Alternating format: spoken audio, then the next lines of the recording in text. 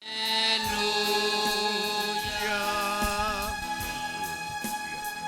Gloria a Dios. Vamos a orar, Señor. El profeta nos dijo, Señor, que esta palabra se dice en todos los idiomas, Señor. Aleluya, que es una alabanza a ti, Señor. Padre, y nosotros la entonamos de este lado de la eternidad, Señor. Pero ¿qué será aquel día, Señor Jesús, cuando la entonemos de aquel lado de la eternidad, Señor? Cuando realmente, Dios, entendamos a cabalidad, Señor. Padre, tu amor hacia nosotros, Señor, y que tu gracia es aquella que nos llevó de aquel lado, Señor.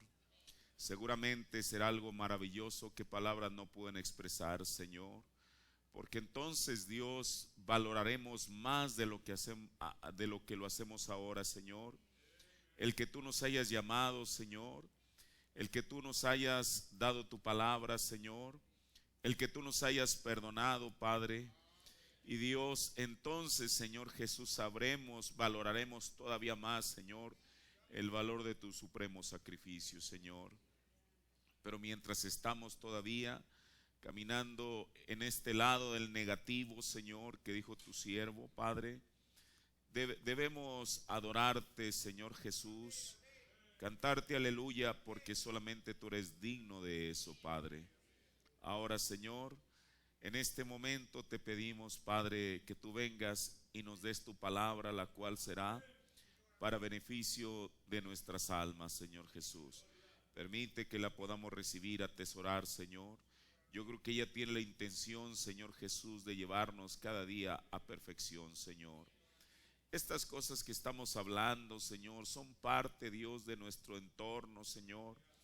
Nadie, no importa por muy espiritual que pretenda ser, Señor, nunca podrá decir, Señor, Padre, que esto es, Padre celestial, algo que ni siquiera debería de ser hablado, Señor. Somos humanos, Padre, y estamos viviendo todavía en este cuerpo, Señor, el cual, Padre celestial,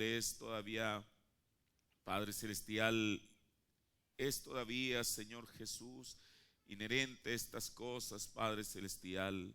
Por eso yo te pido, Dios, que en esta mañana tú me ayudes a hablar tu palabra, que ella sea de beneficio para nuestras vidas, Señor.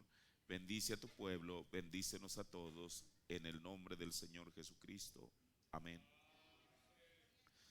Vamos a tomar nuestra escritura en el libro de Génesis, el capítulo 28. Dios bendiga a todos ustedes en esta mañana. Les saludo en el nombre que es sobre todo nombre de nuestro Señor Jesucristo. Me da gusto verlos y bueno saber que estamos aquí con un solo propósito, y es ser alimentados con la palabra de nuestro Señor Jesucristo. Génesis 28, el versículo 14, que es el que hemos estado tomando. Dice la palabra del Señor: y será tu simiente como el polvo de la tierra, y te extenderás al occidente y al oriente y al norte y al sur, y todas las familias de la tierra serán benditas en ti y en tu simiente. Amén. Tome su asiento. Continuamos con el tema vínculo familiar. Este es el sermón número 25 y voy a continuar con lo que estuvimos hablando la última vez acerca de los votos en el altar. Esto es importante, mire, yo desde luego, para mí, mi fuente principal, de donde recibo la inspiración para poder hablar la palabra de Dios, es la Biblia y el mensaje. Es lo único, yo les he dicho, si no existiera el mensaje, ¿qué predicaría? Y no que yo esté predicando algo mejor que alguien más, pero para mí es la fuente de inspiración. Yo tengo la certeza que este mensaje que Dios ha enviado proviene de Dios, y que este mensaje, y solamente es este mensaje, va a ser aquel que le va a preparar una novia a Jesucristo.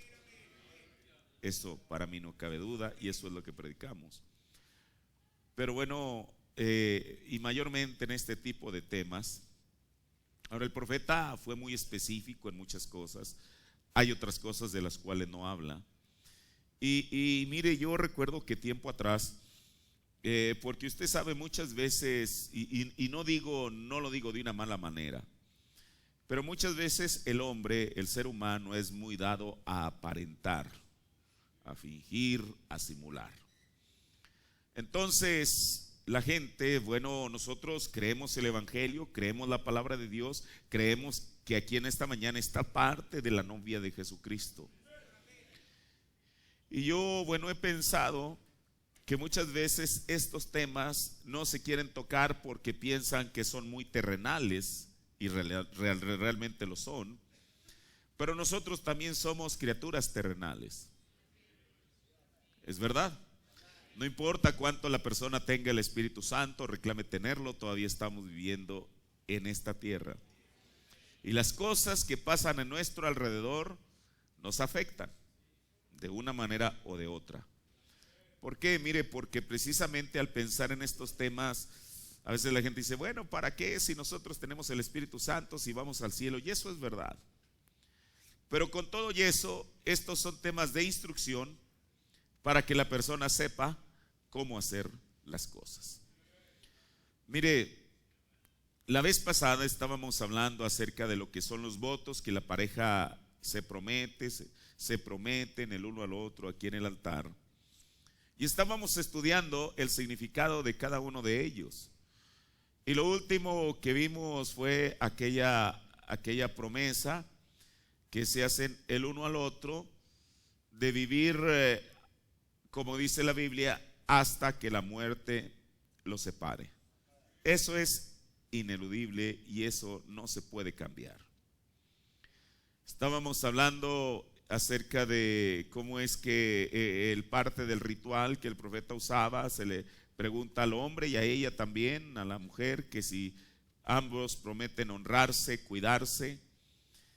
Y esto del cuidado del uno al otro nos lleva a muchos aspectos. Dentro del cuidarse, que es donde voy a comenzar en esta mañana, se le pregunta que si prometen cuidarse el uno al otro en enfermedad y en salud. Mire, es más fácil llevar una buena relación matrimonial cuando ambos gozan de cabal salud. Pero cuando algunos de los dos enferma, dependiendo de la enfermedad, eso afectará al matrimonio. Mire, ninguna persona tiene el derecho de juzgar a otra. Por ejemplo, usted sabe, hay personas que más cuando ellas hacen lo que le llamamos cama, o sea que están en la cama literalmente, por alguna enfermedad que se prolonga y se prolonga y se prolonga y se prolonga. Eso no solamente es sufrimiento para la persona misma que padece la enfermedad, sino que eso trae un desgaste y sufrimiento también, porque tenemos que decir la verdad, para aquellos cercanos a ella. O sea, una enfermedad no solamente afecta a la persona misma, sino a aquellos que están más cercanos. Y eso es humano. No nos vamos a escandalizar por eso. Claro, hablando aquí del matrimonio, porque es de lo que estamos hablando, cuando realmente hay amor, bueno, eso va a producir la paciencia que se requiere. Por eso, cuando una persona está anciana, hablándolo humanamente, si la persona está en una cama ya sea de hospital o en su propia casa, y aquella condición se prolonga demasiado tiempo, ahora, desde luego, ni usted ni yo vamos a decidir el tiempo en que la persona tiene que irse de esta tierra. Porque la Biblia dice en Job que Dios nos ha puesto a usted y a mí un límite, y de ese límite no vamos a poder traspasar. Incluso la persona que se suicida no es que le haya ganado la delantera a Dios y se arroja a las vías del metro o se cuelga del techo de su casa. Si ella tomó esa determinación, es porque Dios lo tenía predestinado o destinado así. Nadie va a sorprender a Dios con un suicidio. Dios sabía que ese era el momento en el cual la persona habría de ir a entregar cuentas con su Creador. Pero cuando una persona, principalmente anciano o anciana, están en una cama, bueno, nosotros le digo, no determinamos la fecha en que la persona que se va a ir. Yo sé que el duelo, eso lo entendemos, permanece ahí en la persona, en los deudos, el saber que su pariente o su familiar o su amigo se ha ido de esta tierra. Pero hablando en un sentido, en este sentido humanístico solamente, aparte del duelo que dejen los dolientes, de alguna manera eso da un alivio a quienes estaban al cuidado de la persona. ¿Por qué? Porque va a dejar, usted sabe, y no estoy diciendo que uno esté diciendo, Señor, ya llévatelo, o ya llévatela. Pero hay algo importante. Por eso, mire, estamos hablando estas cosas, como decimos, a ras de tierra. Estamos hablando las cosas tales y como son. Porque a ninguno de nosotros nos conviene simular nada. Ahora, en el caso de la pareja, de que se deben de cuidar mutuamente en enfermedad y en salud, se requiere realmente amor verdadero para tener la misma disposición hacia el cónyuge, y más cuando la enfermedad se prolonga. Esa es una realidad. Y nadie puede decir, no, hermano, yo soy demasiado espiritual. Eso es algo, le digo, eso produce humanamente, produce un desgaste. Y quizá usted no ha pasado por eso es que no está plenamente consciente de las cosas. ¿Por qué? Ahora, no se necesita que sea una persona anciana. ¿Cuántas veces recién casados, él o ella, contraen una enfermedad y no sanan, y no sanan, y no sanan, y no sanan? ¿Y qué es lo que va a hacer? Si es la mujer, ¿qué es lo que va a hacer el hombre? Por eso, escuche, estas son promesas. ¿Por qué? Porque en una situación así, no digo que entre los cristianos, por eso nosotros debemos de tener respeto a lo que prometemos aquí. Pero mucha gente se fastidia y se van porque se les hace prolongado el tiempo. Por eso siempre es importante el recordar esta parte de la promesa. La segunda cosa, lo que sigue es quedarse juntos en riqueza o en pobreza. Mire, voy a hacer aquí un pequeño paréntesis. Parece que me voy a regresar al tiempo de los votos, pero encontré algo muy importante que dice el profeta. Como es que el profeta nos dijo, en escogiendo una novia, ¿cuál es la razón por la cual el hombre, en vez de escoger belleza, tiene que escoger qué? Carácter. Y el profeta nos dice, ¿por qué? Porque él está planeando un hogar. Eso es lo que Jesús planeó para nosotros. Desde antes de la fundación del mundo, Dios en su mente tenía muchas cosas, tenía un plan. Pero en su mente lo que lo motivó a todo lo demás es que él estaba pensando tener algún día una esposa. Ese pensamiento produjo a Jesús. Ese pensamiento produjo que el cordero fuera inmolado antes de la fundación del mundo. Ese pensamiento produjo que Dios viniera e inmolara el primer cordero terrenal para vestir a Adán y Eva. Fue eso. Él quería una novia y él quiere una novia. Pero no solamente él quiere una novia, sino que él tendrá una novia. Si no fuera así, usted no estuviera aquí en esta mañana. Pero no solamente dijo, la gente dice, es que vamos a vivir con Jesús en el cielo por toda la eternidad. Eso no es así. La Biblia no dice que vamos a vivir en el cielo por toda la eternidad. La Biblia dice que vamos a vivir en la tierra por toda la eternidad. Este es Este mismo suelo que usted y yo estamos pisando en esta mañana será donde estará el futuro hogar del novio celestial con la novia terrenal. Ahora, por eso Dios nos puso el ejemplo de que Él no improvisa nada. Por eso a Dios Satanás nunca lo ha sorprendido. Hay gente que dice, oiga, pero si Dios era Dios, si Dios es Dios, ¿por qué permitió que la serpiente engañara a Eva y ahí heredáramos todo el pecado? Es más, van más allá y dicen, si Dios es Dios, porque Él creó a aquel ángel que posteriormente se convirtió en Satanás, el adversario. Todo forma parte de su plan. Nosotros lo sabemos porque hoy en día nos fue revelado. ¿A qué me refiero con esto? De que Dios, Jesucristo, siendo el novio, el esposo, Él no improvisó nada. Y el profeta nos dijo, también escogiendo una novia, que Jesucristo lo que está buscando en su iglesia, ¿qué es? Carácter. Ahora, ¿por qué? Mire, después de esto, cuando una persona, por eso nosotros no creemos en que los jóvenes tengan que jugar a los novios. Esto no es un juego. Desde que el joven le gusta a una joven, tiene que pensar en la posibilidad que probablemente aquella joven que le gusta, probablemente algún día sea su esposa. Ahora, el hecho de que le guste, incluso el hecho de que sea novio, no garantiza que vayan a ser esposos, pero existe la posibilidad, eso ya lo explicamos.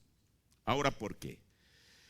Porque si ellos llegan a la promesa, es más, yo creo que desde que son novios, de todas maneras, hermano, el joven, si trabaja, o bueno, debe de trabajar, el joven que trabaja y está pensando en su mente que a lo mejor se va a casar y está ahorrando un dinero, ¿usted cree que si después, a fin de cuentas, aquel noviazgo no se cristaliza y no llegan a hacer un matrimonio, le habrá hecho algún mal ahorrar dinero? Claro que no. Ahora, mire, ¿por qué? Estamos hablando de la promesa o del voto que se hace y se promete que estarían juntos en riqueza y en pobreza. El profeta nos habla de un caso. La Biblia, uno solamente cuando la lee, uno no encuentra mucho, pero cuando uno la ve a través del mensaje, la historia cambia completamente. Pensemos o veamos aquella parejita ya, formada por José, el carpintero, y María. Sabemos que ellos finalmente se casaron. Pero mire lo que dice el profeta, precisamente, mire el sermón en la creencia de María, predicado el 21 de enero del 61, párrafo 8 y 9. José era un carpintero y sabiendo que él se estaba preparando para casarse con esa hermosa joven doncella judía, siendo un carpintero, él estaba construyendo su hogar futuro allá en la otra colina. Porque ningún joven absolutamente no puede ni debe llegar al matrimonio debajo de la sombrilla de papá y mamá. Él tiene que tomar su propia responsabilidad. Dice el profeta, así que ustedes saben, yo me imagino que tenía que tener un toquecito especial en ello, porque él iba a llevar a su hermosa novia joven a ese hogar. Las puertas tenían que cuadrar exactamente, y él estaba tomando su tiempo para construirlo, porque él no quería hacer un trabajo de prisa en esta. Las ventanas debían cuadrar perfectamente y las puertas exactas. Yo me imagino que cuando él empezó a hacer el portón, pudiera haber tenido forma de un corazón grande. Así que cuando él entró por el portón, era en la forma de un corazón. Las rosas estaban todo alrededor de la casa. Y ellos habían planeado esto por un tiempo, desde su compromiso. ¿Desde cuándo? Desde que José, y al ser judíos, ellos conocían las leyes judías. desde que Josué fue con los padres de María. Y entonces le pregunta al papá de María, que no sabemos cómo se llamaba, que si él le permitía que él pudiera casarse con aquella doncella llamada María. Cuando el suegro de José estuvo de acuerdo, entonces, siendo que él ya sabía que había un compromiso por delante, como dice el profeta, se prepararon desde el compromiso. El profeta ya nos dice, él tenía su propia casa, nos ilustra cómo es que él lo adornó con aquel portón, etcétera, etcétera, etcétera. Pero mire, habrá ocasiones que aun cuando la pareja se haya anticipado a tener lo más que puedan de lo necesario, quizá pasen por rachas, ya dentro de su matrimonio, donde tengan dificultades económicas. Eso es parte de la vida. Pero usted se acuerda lo que estábamos viendo cuando el profeta le pregunta a Daret y a Margaret, ¿qué harían si el dinero escaseaba o él se quedaba sin empleo? Aún en esas circunstancias, ellos estuvieron de acuerdo o acordaron en quedarse juntos. Ahora, por eso se les pregunta en el ritual a la pareja, porque deben prevalecer la misma actitud cuando se tenga todo o cuando se tenga nada. Mire, en la Biblia encontramos dos ejemplos de dos parejas que sin duda alguna estas parejas, me refiero a estas dos parejas, una formada por Abraham y Sara y la otra formada por Lot y la señora Lot, que no sabemos cómo se llamaba. Y ante ciertas circunstancias, cada una de ellas mostró sus colores, por decirlo así. Miren, la palabra mostrar los colores es, nosotros como creyentes del mensaje estamos familiarizados con esa frase porque lo hemos leído una y otra vez. Pero realmente el equivalente en español para mostrar los colores es mostrar lo que se lleva dentro. Para que usted lo entienda. Cuando el profeta usa esa palabra o esa frase, mostró sus colores, es que estaba mostrando lo que llevaba dentro. Y aquí hay algo. Mostrar lo que se lleva dentro en la persona regularmente se da en una situación de aprieto. Por ejemplo, el hermano Branham nos habla de Jairo. Jairo era un creyente secreto. Jairo era parte del Sanedrín, era parte del sacerdocio. El profeta lo ilustra con su sombrerito de predicador. Él sabía quién era Jesús. Bueno, pero si él creía y sabía quién era Jesús, ¿por qué permanecía con su posición en la sinagoga? Y usted dice, ¿no se podría permanecer en ambas partes? Claro que no. No porque Jesús fuera un sectarista, sino porque los fariseos habían dicho que aquel que confesara a Jesús no tendría parte en la sinagoga. Usted dice, ¿eso es verdad? Fue lo que el joven rico dijo en San Juan, ¿no lo dijo? Que ellos le habían dicho a la gente, miren, si alguno de ustedes sigue a ese hombre que dice ser un profeta llamado Jesús, no tiene más parte en esta sinagoga. Sin embargo, Jairo secretamente permanecía allí.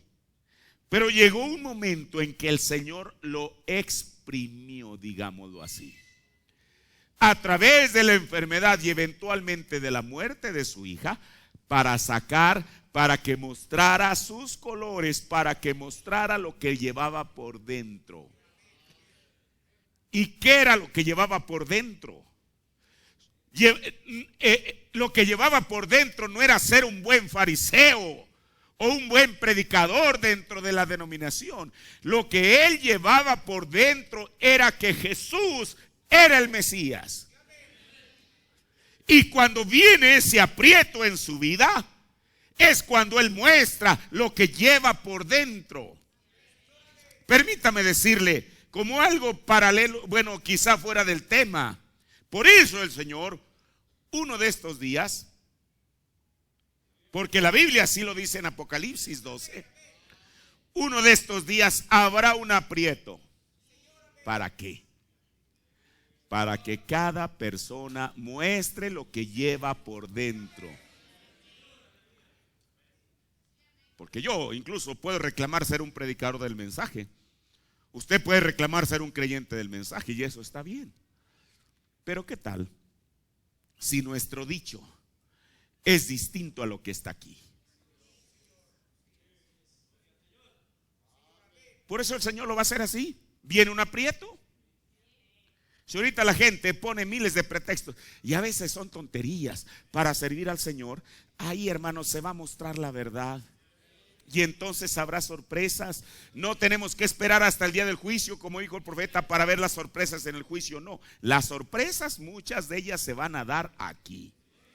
Por eso más le vale que usted esté convencido de lo que cree. Porque si usted está convencido y esa es una revelación en su corazón, por eso es la palabra aprieto, en inglés es squeeze, es como cuando usted tiene algo, por decir una jerga que tiene agua y usted la exprime, eso es.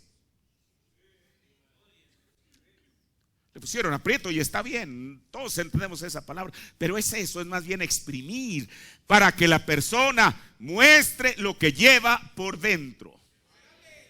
Ahora, en el caso de estas parejas,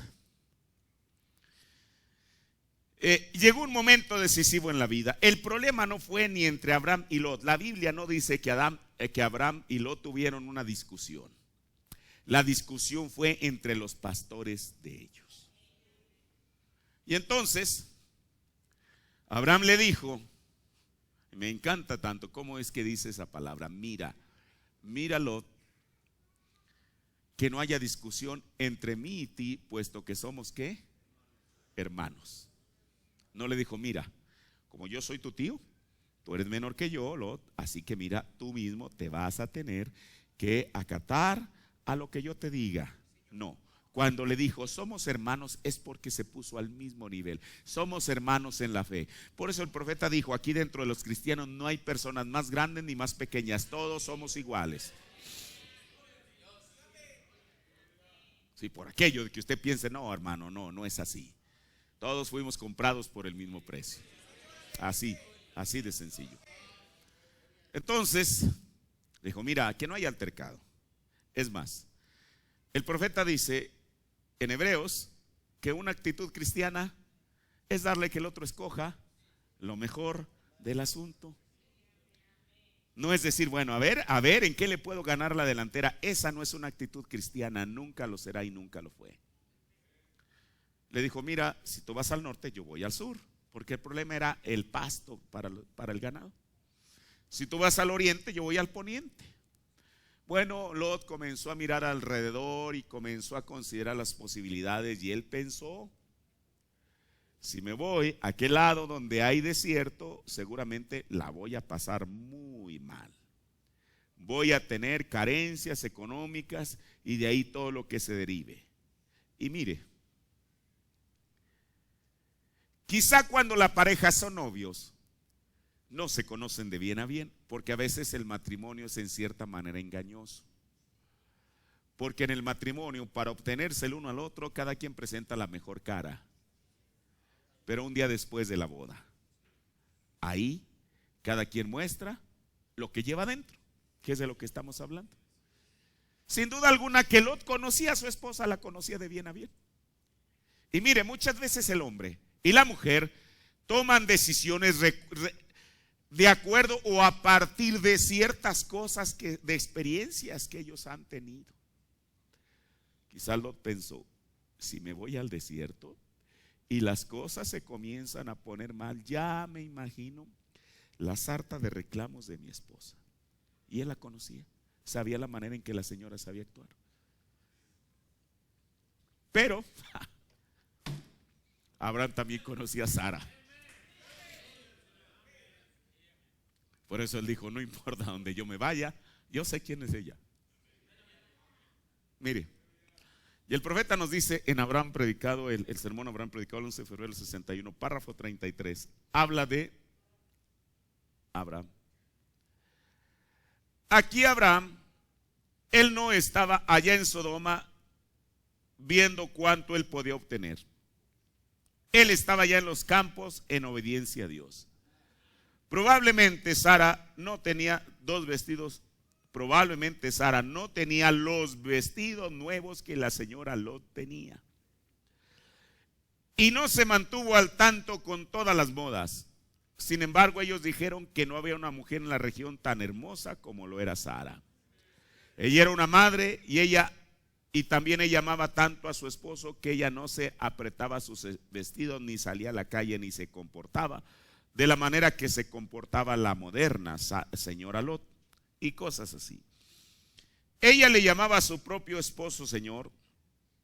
Y la Biblia dice, cuyas hijas vosotras sois, mientras obedezcan la palabra, correcto. Ahí estaba ella y los vemos allá, un tiempo de pobreza, el ganado menguando. Todo parecía ser, pero Abraham se estaba manteniendo en la promesa. Después la Biblia dice que Abraham llegó a ser un hombre rico. Isaac llegó a ser un hombre rico. ¿Y sabe usted por qué? Por eso el dinero mal habido o hecho de la noche a la mañana regularmente corrompe a la persona. Dios no está en contra de que alguien sea rico, pero cuando sabe que esa riqueza la ha hecho legítimamente y limpiándose el sudor, por eso sabe cómo administrar su dinero. Por eso, qué cosa. Sara se quedó al lado de Abraham en los momentos más críticos de pobreza. Y conste de que ellos se habían casado bajo un ritual pagano. Usted dice, ¿eso es verdad? Claro, el hermano Branham dice que venían de Babilonia. El judaísmo ni siquiera existía como tal, mucho menos las leyes de Dios. Ellos se casaron ante un sacerdote pagano.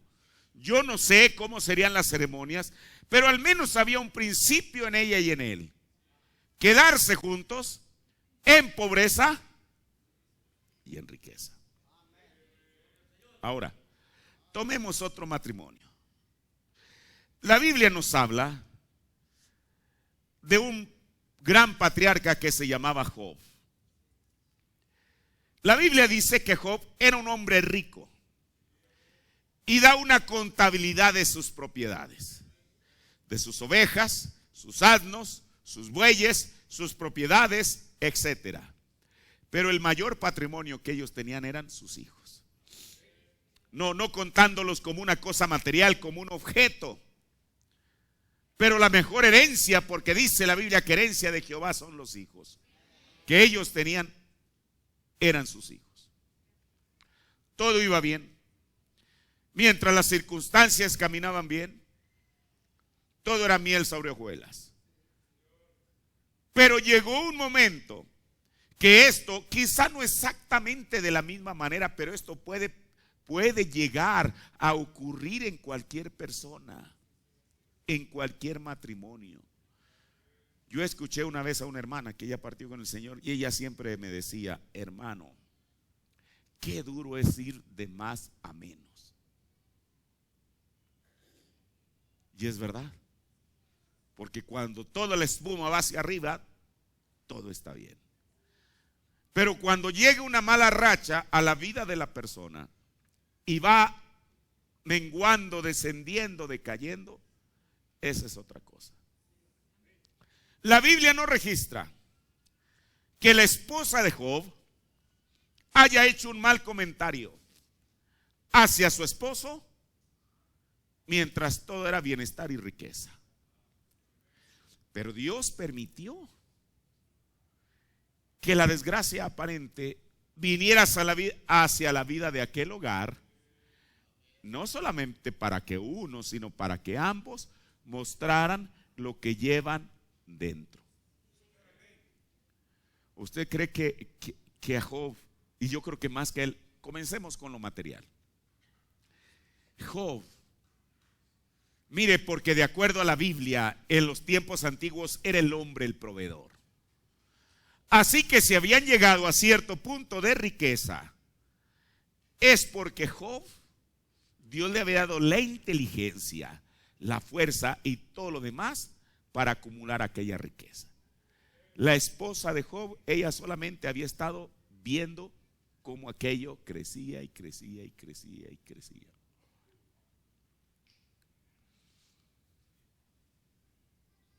Entonces, si había alguien, digámoslo de esta manera, a quien le dolía o a quien le hubiera dolido que todos sus bienes de la noche a la mañana se vieran reducidos a cenizas, era a Job.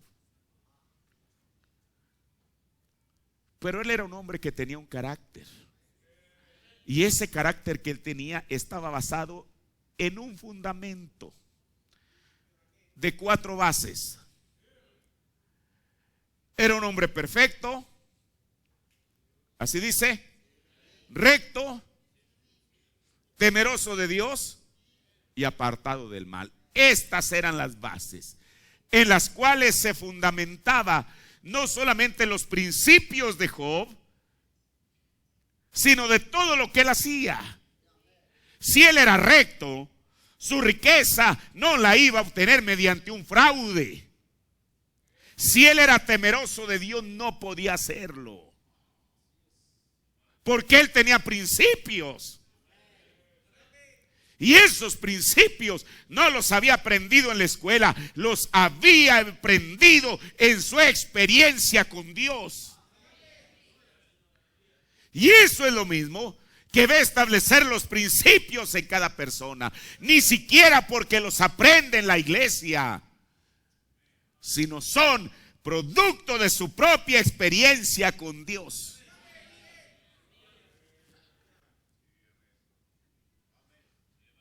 Y entonces, cuando eso viene a la desgracia, la mujer de Job, que comenzó a ver que de pronto se habían quedado en la nada, mostró lo que llevaba por dentro. Esto la Biblia lo dice en Job, el capítulo 2, el verso 9 y 10. Ahí está la reacción de ella. Lo primero le dijo: oye Job, maldice a tu Dios, como dice la versión 60, y muérete. Bueno, pero ¿por qué no dijo lo mismo cuando todo iba bien? Bueno, es lógico. Cuando todo iba bien, quizá en la iglesia, hermanos, quiero dar un testimonio, le doy gracias a Dios, quizá diría la señora Lot, porque Dios es bueno, y Dios es bueno en esencia, ¿verdad? Nosotros lo creemos. Por eso muchas veces el evangelio de la prosperidad se basa en eso, en que la gente testifique de cuántas riquezas materiales el Señor les da. Y ahí basan todo. Eso es todo en lo que tienen interés. Mire, hace unos días, 2, 3 días, llegó a la casa una mujercita. Y yo en un principio no sabía de lo que se trataba, y ya me dice de algo que hasta ahorita no lo entiendo, pero quiero pensar que debe de ser alguna especie de negocio multinivel. Y ella me puso como referencia, alguno de ustedes la envió, que llegó con alguno de ustedes aquí y vaya con el pastor, y ya la señora, y ella, para tratar de convencerme de su plan que ni siquiera entendí, porque ella me quería llevar a un cierto lugar para escuchar una conferencia, y me dijo: mire, de aquí usted va a obtener tanto dinero como no se imagina. Dijo: pero no solamente eso, dijo, yo sé que usted es pastor, y entonces usted puede meter a la iglesia en este asunto y a todos les va a ir bien. Yo no estoy para eso, hermano. Mire, voy a decirlo, y voy a decirlo por nombre. Casi nunca lo hago. Ahora que estuve en Colombia la última vez, por azares del destino o lo que sea, en el mismo hotel donde yo me hospedé estaban varios hermanos, pero uno de ellos me llamó la atención, que había sido seguidor de William Soto Santiago. Quizá usted no sabe quién es ese personaje. Y entonces, a mí no me importaba rascar sobre su creencia, yo ya sé lo que ellos creen, pero le rasqué en un punto sensible y le dije: oye, hermano, ¿cómo hacen ellos sus negocios? Porque a este personaje ahorita lo que menos le interesa es Jesucristo, mucho menos el mensaje de donde él salió. Han hecho de eso un negocio. Quizá usted sabe o no, hay una multinacional que se llama Amway y los que saben cómo trabaja esto. Él, como líder máximo del movimiento, se suscribió y él suscribió a todos los seguidores. Así que el tipo ahorita vive de todas las regalías de la gente a la cual él metió. Pero ahí está, ese falso evangelio no produce riqueza en ellos, produce pobreza.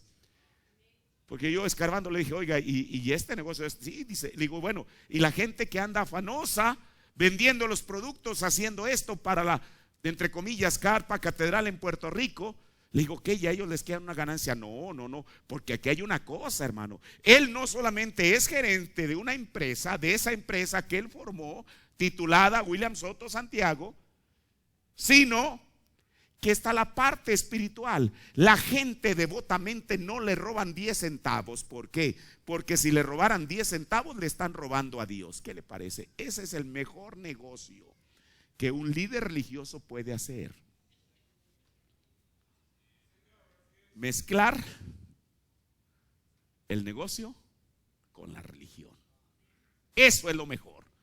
Eso es un evangelio, entre comillas, que le garantiza ser próspero a pesar de todo. Usted dice que a usted no le gusta el dinero. A todos nos gusta el dinero, hermano. Y si usted dice que no, miente. La Biblia no dice el dinero, la Biblia dice el amor al dinero. ¿Es qué? La raíz. No la copa del árbol, es la raíz donde comienza el origen de todos los males. Imagínese usted que después yo los traiga todos envueltos en un asunto con eso. Que si el pastor lo hace, a mí no me importa lo que él haga, es asunto de él.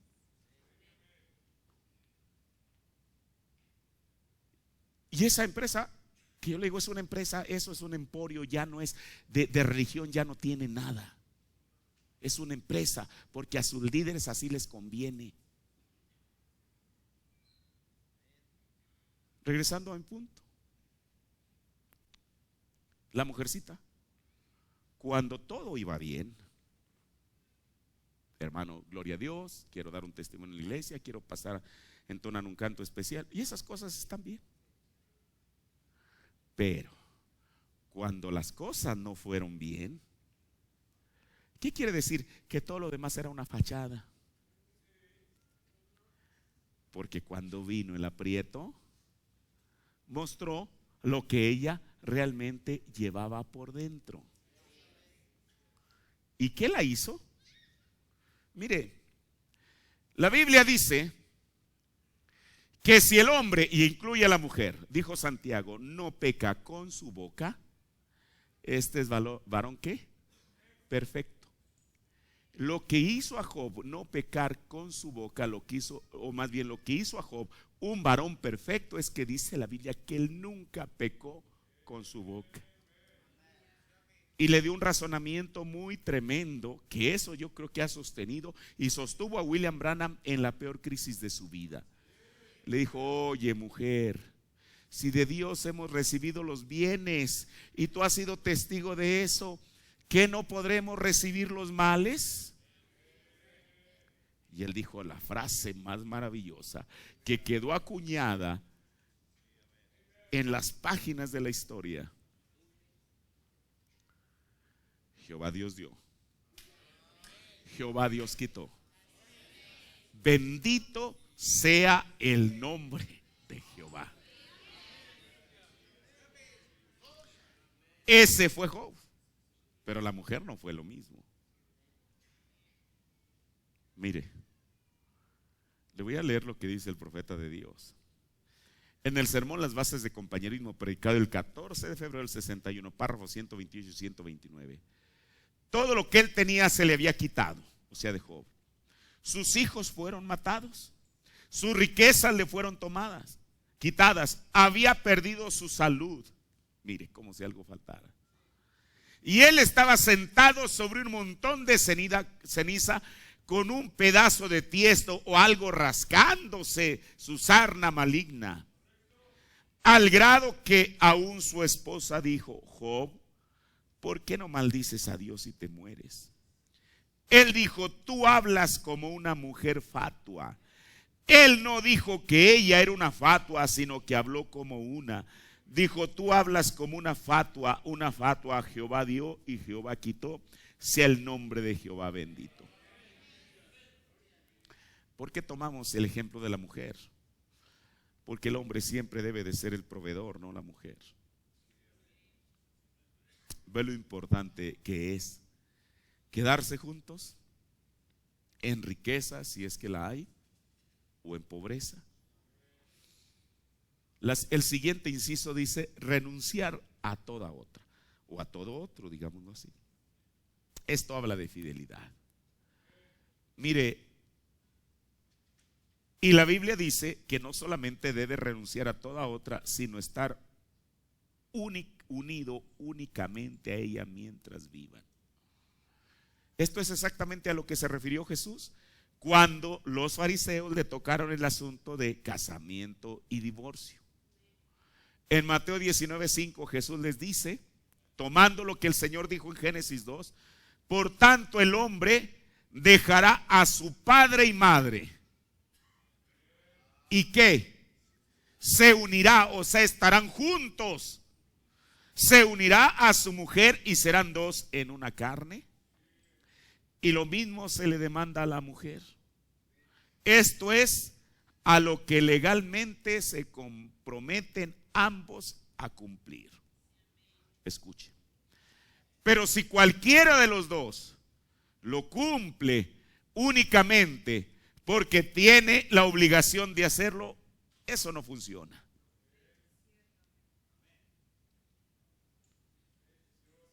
Escuche. Por eso el profeta nos dijo, creo que en la estatura de un varón perfecto o en alguno de sus sermones, dijo que el matrimonio debe tener un absoluto.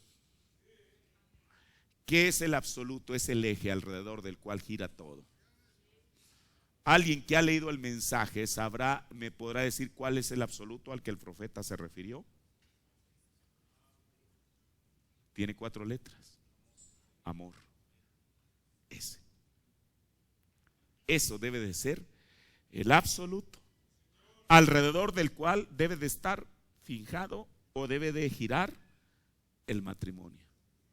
Si es por interés, en cuanto aquello se acabe el amor.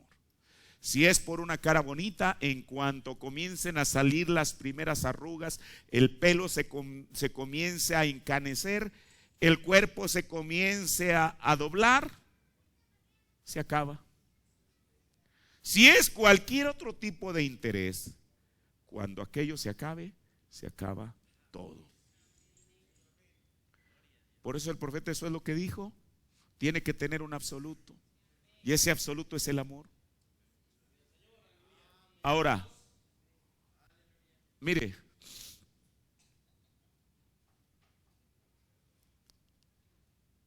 el profeta lo explica. En el sermón La Iglesia Escogiendo Ley por Gracia, predicó el 16 de marzo del 61, párrafo 27.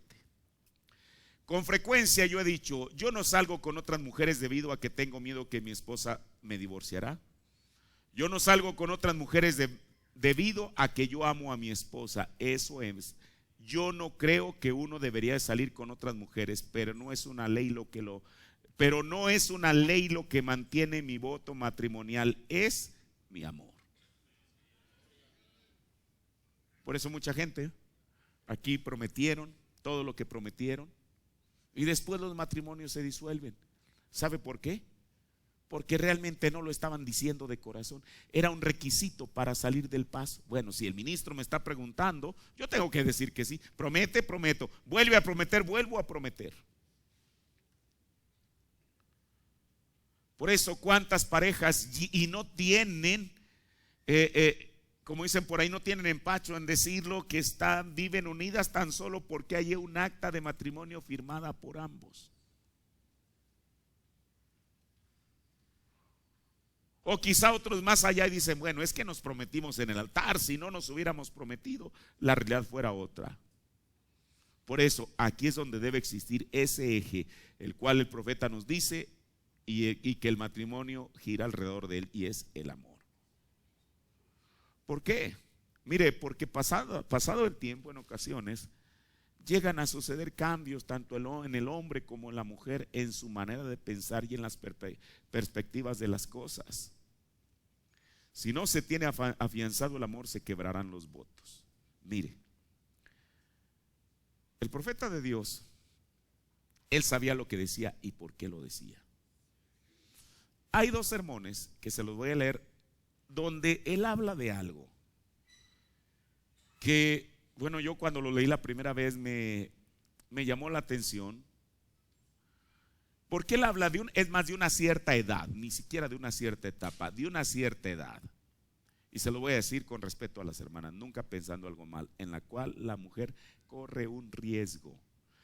Y mientras yo lo voy a leer, cada quien sabrá si ese pensamiento le ha pasado por la mente. Escuche. En el sermón El cuida de ti, predicado el 1 de marzo del 60, párrafo 36, dice: cuando ellas llegan como a los 30 años de edad. ¿A qué edad? A los 30. Ellas se ponen melancólicas.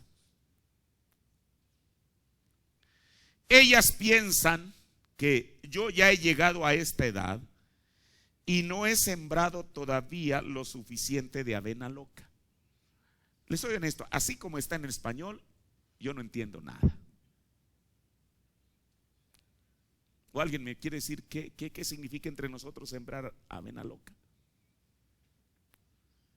Esta es una frase americana, del inglés. Sembrar avena loca, y lo voy a decir en un término, el equivalente, para que usted sepa, y quizá no espero que suene altisonante. Sembrar avena loca en inglés, en español equivale a echar una cana al aire. Dice, ¿qué es eso? Me supongo que alguien no sabe lo que es eso. Es como si yo lo dijera en español así. Sembrar avena loca en inglés, si uno lo traduce no literalmente, sino el equivalente exacto, en español eso es lo que quiere decir. ¿Sabe lo que es eso? Bueno, se lo voy a decir en términos, es tener una aventura amorosa, punto. Bueno, para aquellos que no entendieron. O sea, ahora, esto yo no lo digo. Es más, yo no sé si Freud, el psicólogo que de renombre mundial y que todo el mundo lo ponía antes como referencia, yo no sé si lo haya dicho. Esto lo está diciendo un profeta de Dios. Cuando ellas llegan como a los 30 años de edad, se ponen melancólicas. Ellas piensan que yo ya he llegado a esta edad y no he sembrado todavía lo suficiente de avena loca. Ya le dije lo que eso quiere decir. Y ellas tratan algunas veces de engañar en sus votos matrimoniales. Ambos, hombres y mujeres, ambos son culpables. ¿Cuál es el problema? Es algo que ellos están careciendo. En el sermón Lluvia temprana y tardía, predicado el 3 de marzo del 60. Ahora, no quiere decir, porque yo sé que hay mujeres que están en esa edad, en los 30, y aquí en este sermón el profeta ya nos habla de un rango más amplio de edad. Eso no quiere decir que solamente las mujeres que están en esa edad están en ese riesgo. Cualquier mujer, cualquier hombre, en cualquier edad está en ese riesgo. Pero a mí me llama la atención el por qué el profeta, digamos, lo pone en ese lapso de tiempo. Mire, le dije lluvia temprana y tardía, párrafo 31. Cuando los predicadores advierten de la venida de Dios y de la venida del Hijo de Dios, no apaguen la alarma de su despertador, no procuren ahogarla, no regresen al mundo diciendo, yo tengo que sembrar todavía un poco de avena loca. La misma expresión. En todo el mensaje, solamente en esos dos es donde el profeta usa esa frase. Ustedes de 35 y ustedes adolescentes, no procuren eso.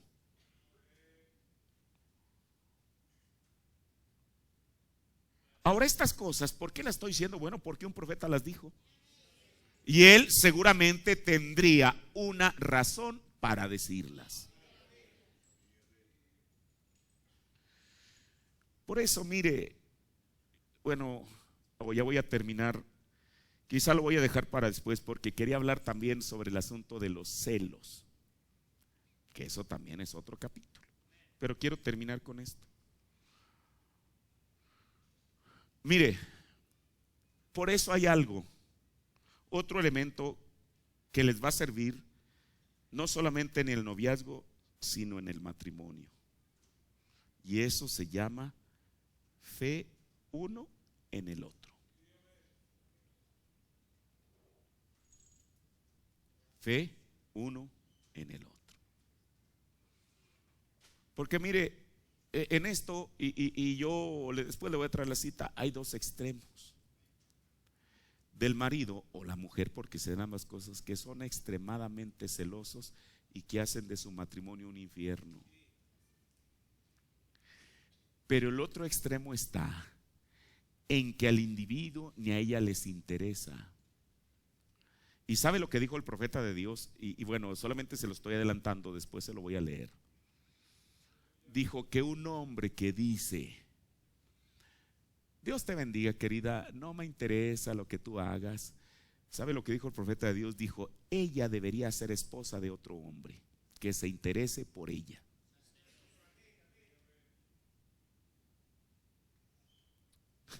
Esto cala, es lo que el profeta dijo, hermano. Después de todo, ¿qué salimos a ver? A una caña que es meneada por el viento, que nos viniera a traer un mensaje así. A un profeta y más que profeta. Por esto estas cosas que él habla son beneficiosas para nosotros.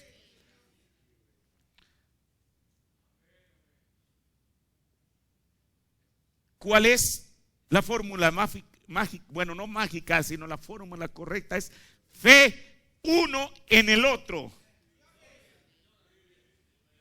De hecho, la fe en el cristianismo ese es el ancla. Alguien que no tiene fe en Dios no puede progresar en Dios. Alguien que no tiene fe en este mensaje, ¿cómo va a predicar algo que no cree?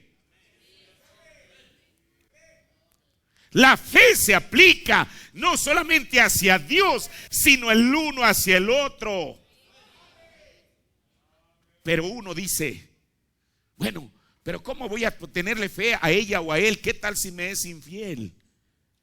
Escuche, Dios tiene un principio. Él dijo que si nosotros somos que infieles a Dios, Él que permanece fiel. Porque dice el apóstol Pablo, no se puede negar él mismo.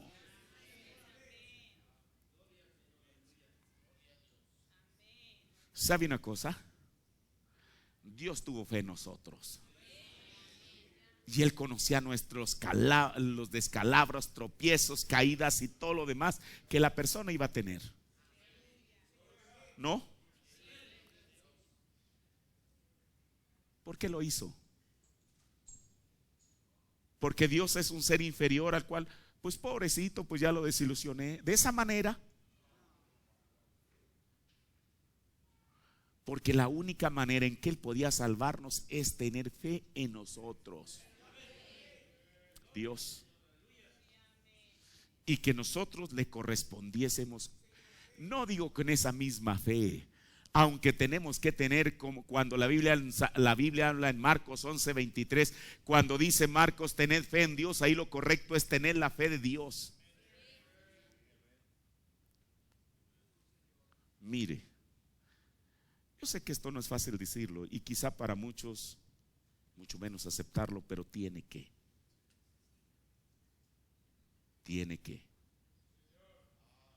Y esto no es un dogma que yo estoy estableciendo en esta mañana.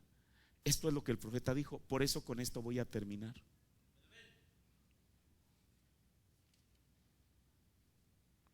Recuerde que estamos hablando de los votos en el altar. Dice el profeta de Dios en preguntas y respuestas sobre el Espíritu Santo, predicado el 19 de diciembre del 59, párrafo 36.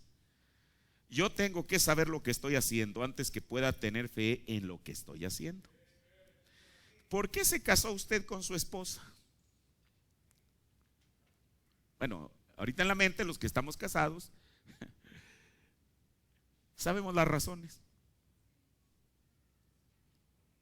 Diga, es que la amo, es que lo amo. Bueno, yo no sé, usted es el que sabe. Dice el profeta, ¿por qué se casó usted con su esposa? Usted dice, porque estaba completamente enamorado. ¿Sabe usted lo que dice el profeta? Porque usted tenía fe en ella. Usted la probó, la observó, supo de dónde venía, quién era ella. Por eso le vuelvo a repetir, esos matrimonios por Facebook, todo el mundo va a poner la mejor foto de perfil. Yo por ahí tengo una que dice, too ugly to post a foto, que dice que estoy demasiado feo para poner la foto ahí.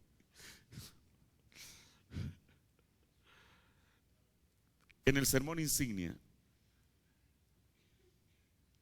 predicado el 19 de enero 62, párrafo 53.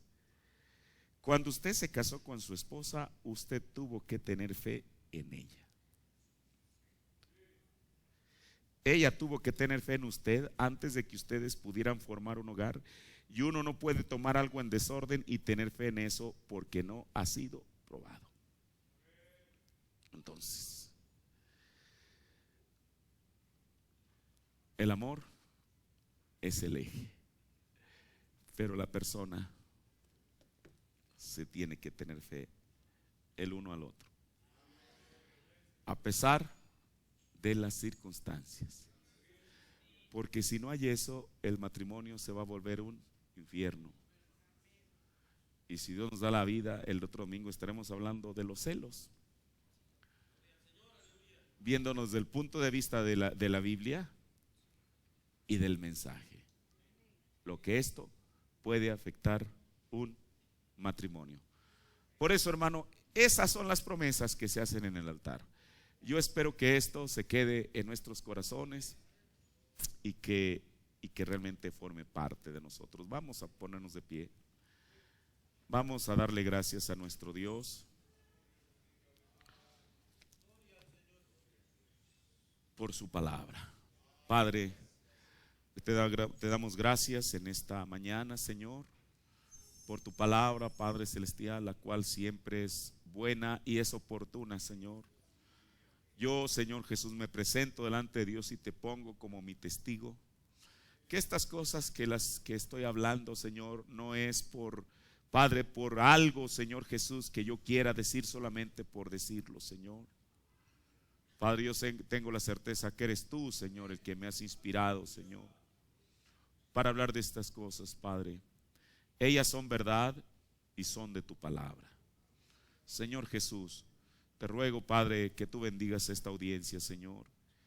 Y no solamente esta audiencia, sino aquellos, Padre, que quizá en alguna otra parte estarán escuchando estas cosas, Señor. Que esto, mi Dios, pueda ser beneficioso para todos, Padre. Ayúdanos y bendícenos con tu palabra, Señor. Gracias, mi Dios, en el nombre de nuestro Señor Jesucristo. Amén. Tomamos un corito, hermanos, o una... Préstenme, faciliten un himnario, por favor. Gracias, hermano. ¿Contentos con el Señor? Es la palabra del Señor. Gloria a Dios. Mire, aquí hay, en la parte de atrás hay tantos coritos tan preciosos, pero bueno, yo casi mucho no me lo sé, pero déjeme ver si encuentro uno que podamos entonar. Yo sé que Él es maravilloso. ¿Es maravilloso Él? Entonemos este hermoso canto. Yo sé que Él es maravilloso. Si me dan un tono, por favor. Yo sé que Él es maravilloso. Yo sé que Él es maravilloso. Él ama, consuela, me hace feliz. Yo sé que Él es maravilloso. La novia dice que Él es maravilloso. La novia dice que Él es maravilloso. Él ama, consuela, me hace feliz. La novia dice que Él es maravilloso. Todos dicen que Él es maravilloso. Todos dicen que Él es maravilloso. La tierra, el mar, el resplandor del cielo, todo dice que es maravilloso. Maravilloso es Él. Maravilloso es Él. Salva, guarda, permanece fiel. Maravilloso es Él. Maravilloso es Él.